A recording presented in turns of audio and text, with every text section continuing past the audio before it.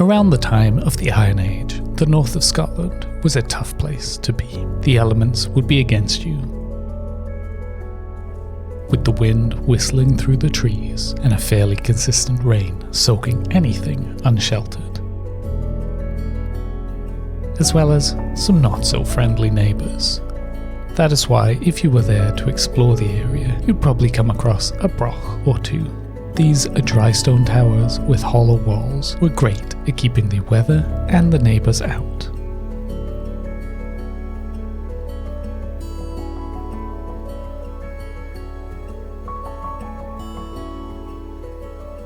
Since this island settlement is supposed to be a recreation of a Scottish island from around that time, I think it would make a lot of sense for me to create a broch as a centerpiece for this island settlement. So with that as our aim for today, it's time to get started, and I hope you enjoy today's episode.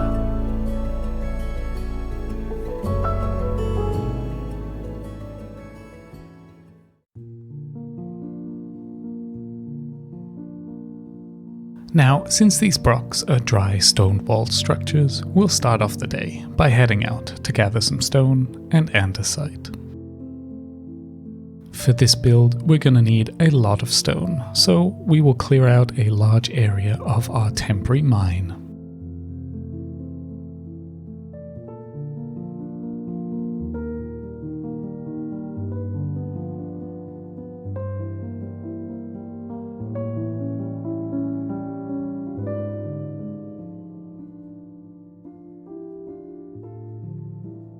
Sadly for us, we're not fully decked out with endgame tools yet, so we are going to have to start smelting this cobblestone, as we currently don't have silk touch yet.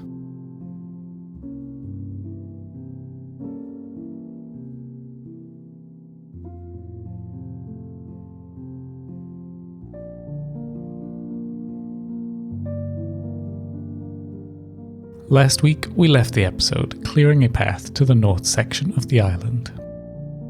Here we find a hill that I think would be perfect for our broch.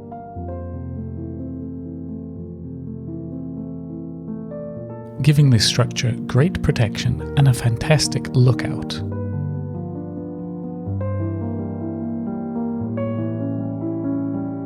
So, as with the other builds on this area, we clear out the default trees. We do a little bit of terraforming to prepare the land.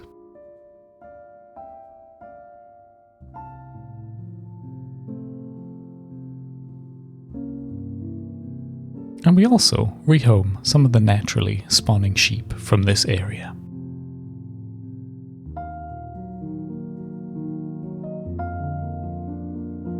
Once we have a large enough area, we start by building our inner wall.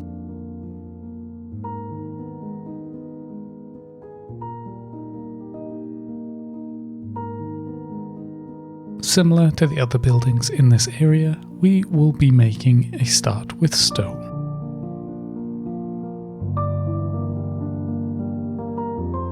We start by making a small circle with the biggest side being 5 long, connected by a 2 and a 1. This whole structure will be about 14 blocks high.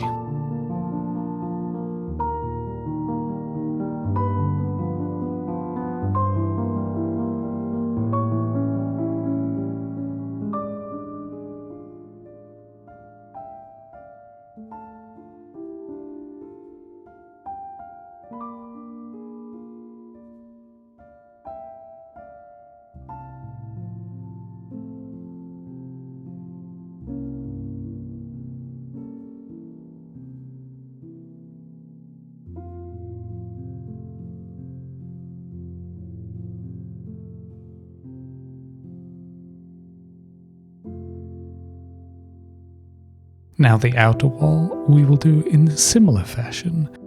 This time the circle will be a little bigger, with the biggest side being a 7.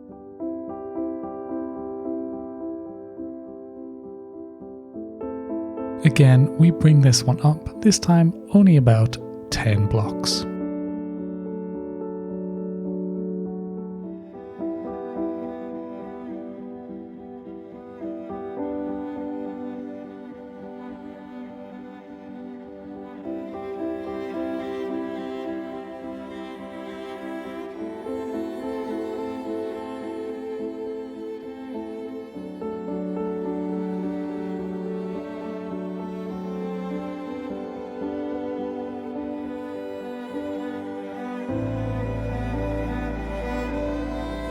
At this point, we can start with shaping these two walls together, peeling back some of the outside wall a few layers at a time.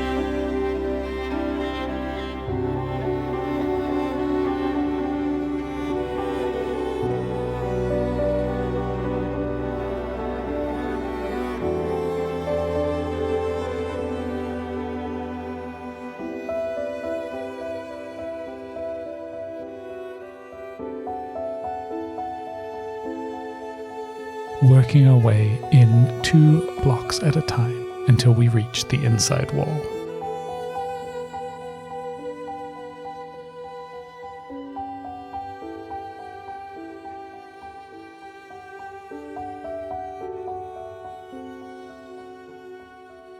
At the bottom, we also want to expand the base out, doing this by a few blocks, adding a little bit of height and width.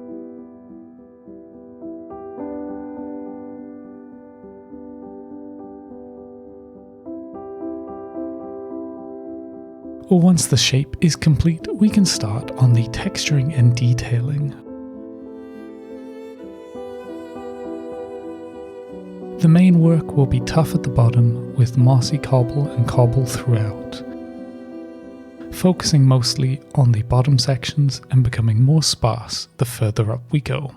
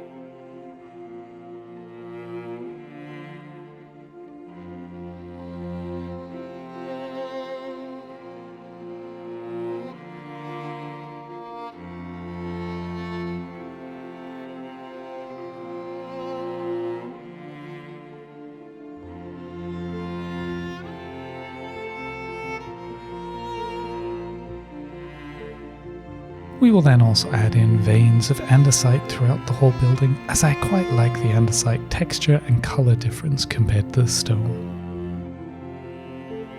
We're going to add in a lot of glow lichen to try and create some weathered looking block options.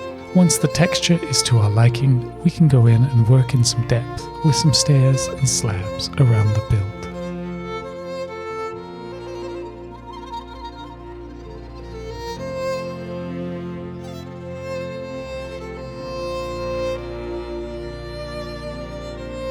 And with that, the main structure is complete. For the interior, we're going to do this in 3 sections. Firstly, with the bottom floor, I think the center point is going to be a large campfire area, allowing the people to come in from the cold and get warm and dry.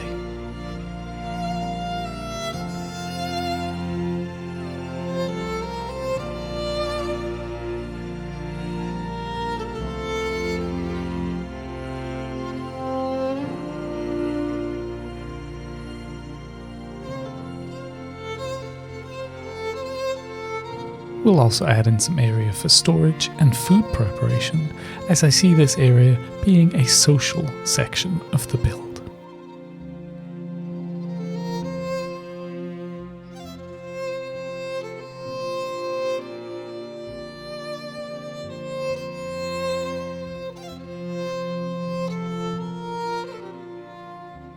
With the second floor, we're going to add in some dark oak beams, going up 5 from the bottom floor.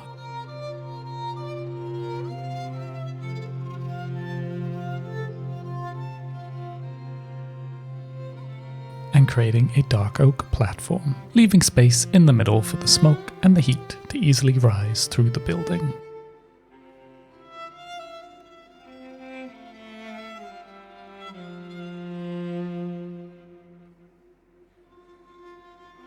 This area will be more of a sleeping section, so we'll add some nice beds as well as some storage for personal items.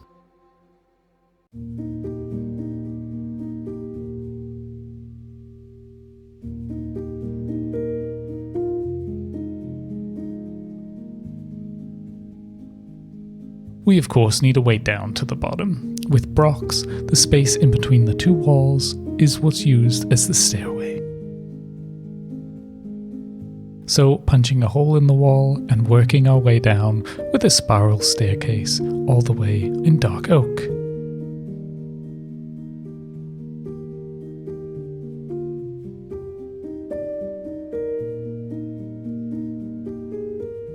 Repeating this on both sides.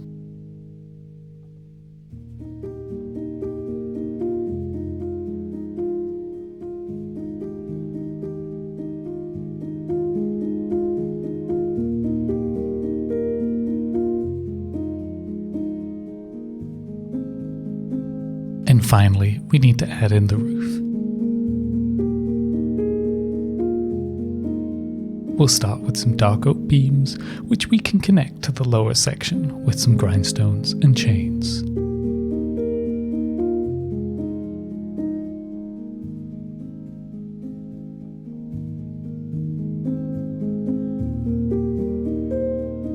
And then stepping up in circles, we'll create a small peaked roof line on the build.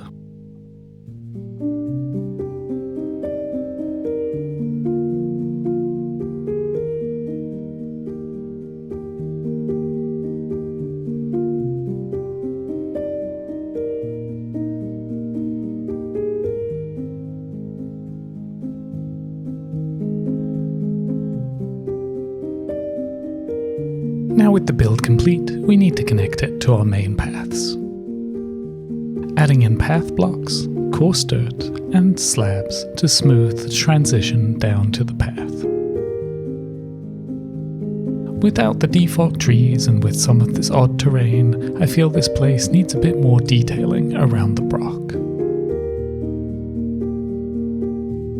Since this area is so close to our mine entrance, I think we can do all of that with a mine entrance build.